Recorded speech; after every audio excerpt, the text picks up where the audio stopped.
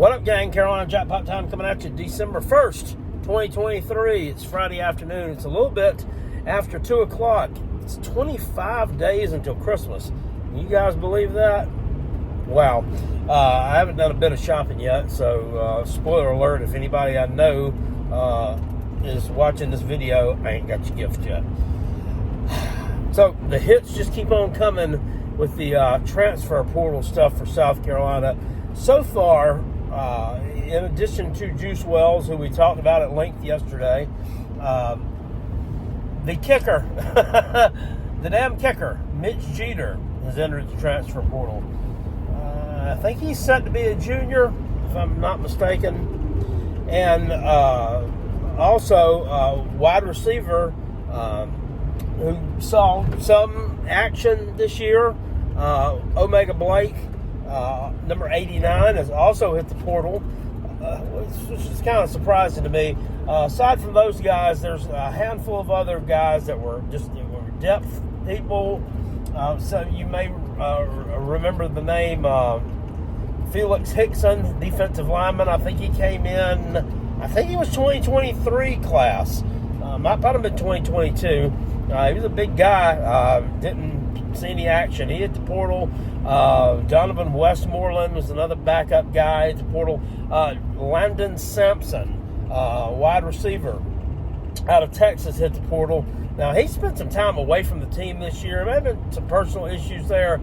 I'm not really sure what the deal is with him, but he never really got on the field at all. And I thought that he was going to really make a name for himself out there and was really going to be a solid player for us. He came from like one of the bigger high school programs in Texas. If I'm not mistaken, don't hold me to this, I believe he played with Cade Klubnik, the Clemson quarterback. But anyways, he's hit the portal. None of those are real big losses. I'm not crapping on any of those guys. They're all depth guys. I don't like to see Omega Blake leaving, because I think he could have actually leveled his game up a little bit and made a contribution next year. If you'll remember, he's out of Rock Hill, South Carolina, kind of a big-bodied receiver, and he was like the number one recruit in that 2021 class that Shane Beamer had to try to salvage. So he was a must-champ recruit. But, however, Beamer was the one that salvaged him, was able to keep him committed. So, kind of unfortunate to see him leave. I don't really know who would be giving, and once again, this is not a shot, but I don't really know where Omega Blake would be going to get a bag from. So, with these two leaving, it leads me to think there's something going on just with the wide receiver group. The position coach, Justin Stepp, seems to have always been a favorite of the players, favorite of the fans. You know, I don't know if he's accepted a job somewhere else and they're just not telling anybody yet. I don't know if surely he's not one of the ones that Shane Beamer is getting ready to fire. He's not one of the ones that he needs to fire. His defensive coordinator is the one that needs to go, and his damn strength and conditioning coach is the one that needs to go. Not him, not Stepp. But, I don't know. There's something going on there. Maybe they're concerned about playing time. Omega Blake didn't see a ton of time this year. Maybe he's, kind of jealous that Nick Harbor, the five-star true freshman, was getting a lot more reps or something. Who knows what goes through these people's heads. But, newsflash, and it's not going to shock me one bit. In fact, it would shock me more if it didn't happen. But I fully expect Nicholas Harbor to be in the transfer portal. And it's just par for the course. Because it's just the Gamecock way for things to work out. But, now he was one that Oregon was heavy on him when he signed with South Carolina.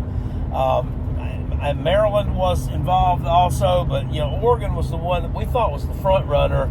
And from what I understood there at the last minute, South Carolina dumped some NIL money at him, was able to get him.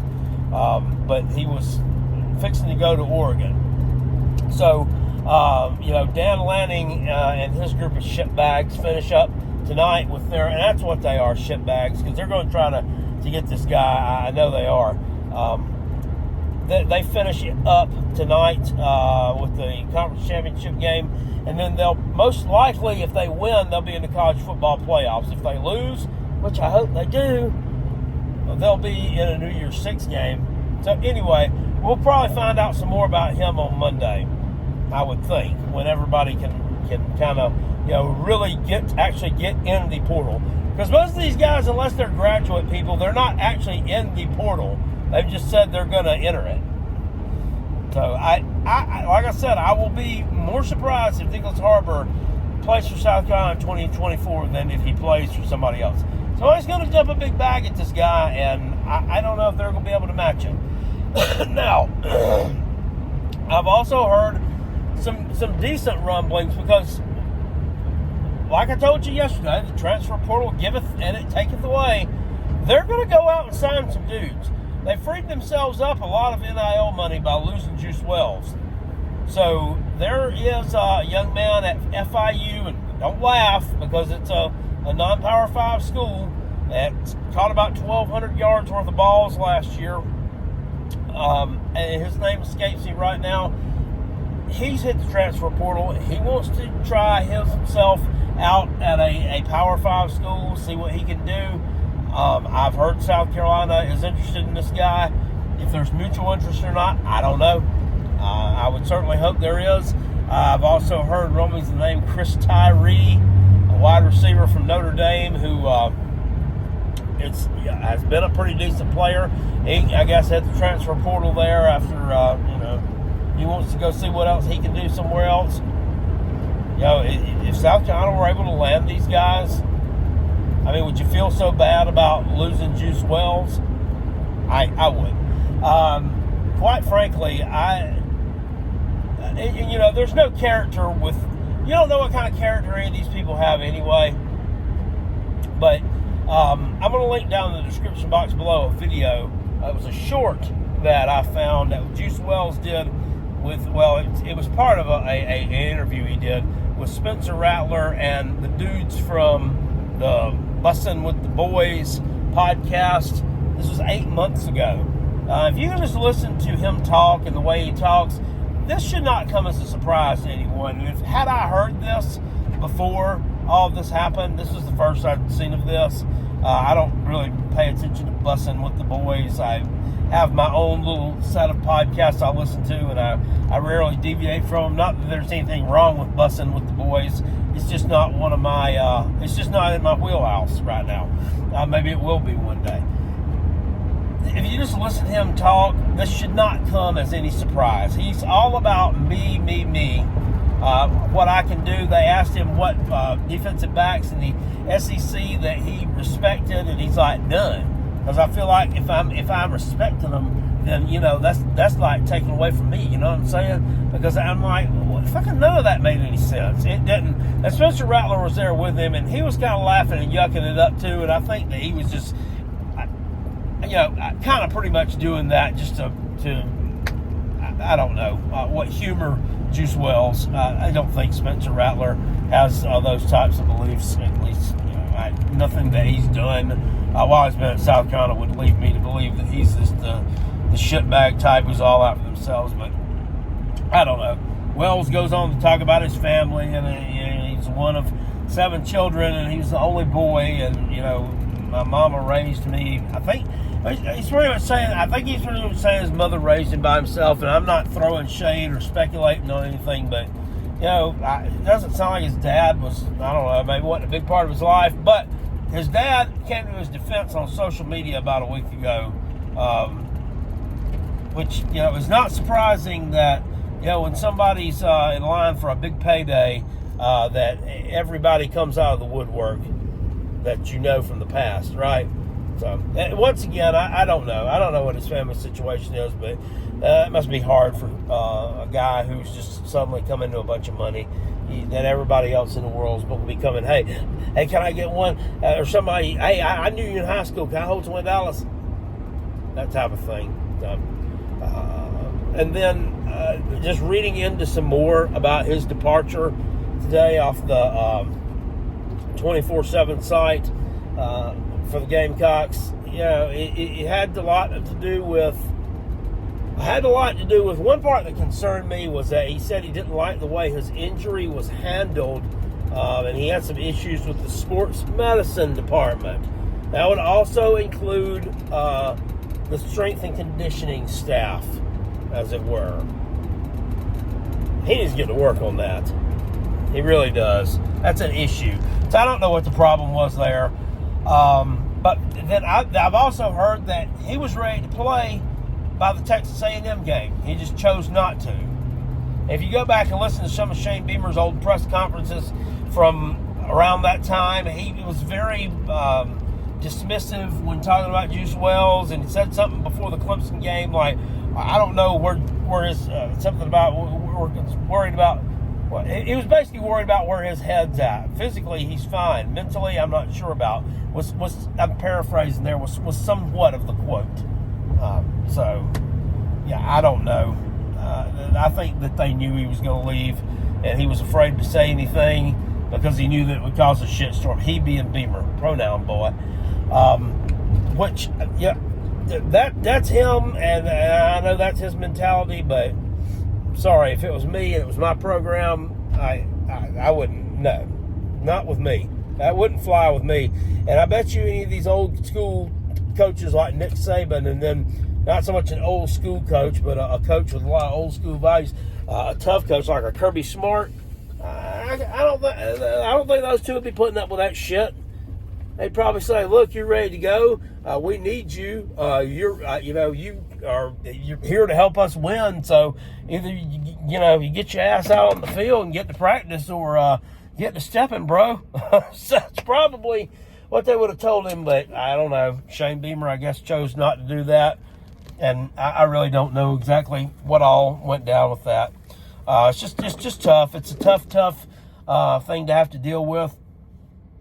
And Monday, it's going to be even worse. It's going to be even worse Monday. So if you've got any good liquor in the cabinet and you're a Gamecock fan, don't waste it all this weekend, because you'll probably need a little bit on Monday afternoon / Monday evening to get through it. Because I'm telling you, it's probably going to be ugly. Any of your good players who you like are probably going to be Audi 5000.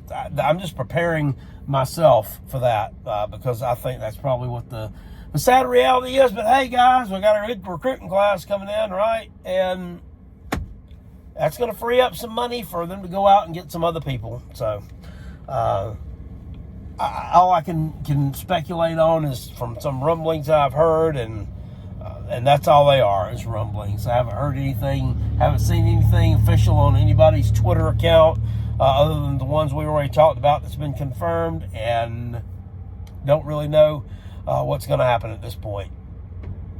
The coaching staff may make a play to try to keep some of these guys happy, which would be good.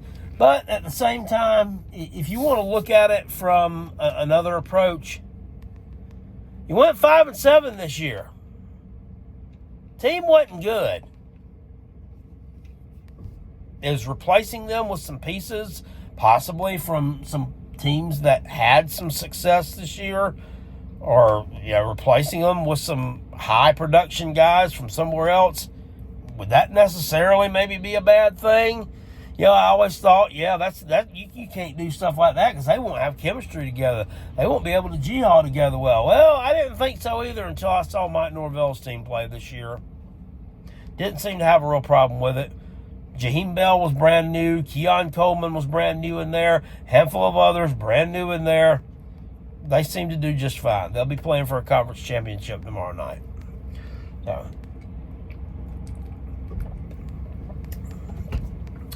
folks, I'm going to let you go for right now. Still, keep your head up. Still great to be a Gamecock. Don't let this get to you. This is happening everywhere. We seem to get a lot of it. We seem to feel like we suffer more. South Carolina doesn't have the depth that a lot of teams do. It's been an ongoing problem for years and years, and I'm not really sure when the answer to it or when the solution is going to, all of a sudden hit somebody in the face. We don't have the depth sometimes to be able to combat these massive blows. That's why you just got to cross your fingers, and hope Gomer Powell's able to land some people. That's the only thing that's going to make it any better. So I'll see you guys later. If I hear anything else, I'll certainly make a video on it and let you know. Peace, and I'm out of here. If you can tell, I'm trying not to burp. Go Gamecocks. I'll see y'all later. Woo!